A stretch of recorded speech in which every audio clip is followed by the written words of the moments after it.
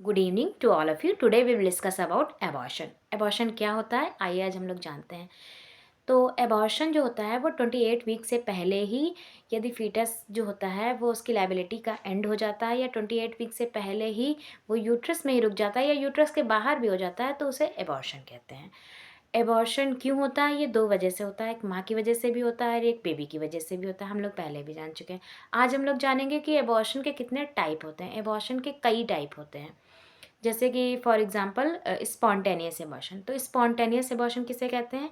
जब जो फिटस होता है वो 24 वीक पर ही उसकी लायबिलिटी जो होती है वो किसी भी एक्सीडेंट की वजह से खुद ही एंड हो जाती है और स्वतः ही वो बाहर आ जाता है। उसका जो फिटस होता है खुद ही बाहर आ जाता है, उसकी लायबिलिटी भी एंड हो जाती है, तो उसे स्पॉन्टेनियस एबॉर्शन कहते हैं।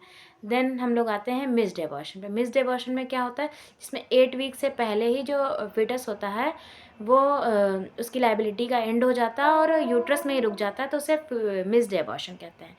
देन हम लोग आते हैं सेप्टिक एबॉर्शन पे। सेप्टिक एबॉर्शन उसे कहते हैं जब किसी भी ऑपरेशन इक्विपमेंट के थ्रू यूट्रस में सेप्सिस हो जाता है, जिसकी वजह से एबॉर्शन हो जाता है, उसे हम लोग सेप्सिस एबॉर्शन कहते हैं।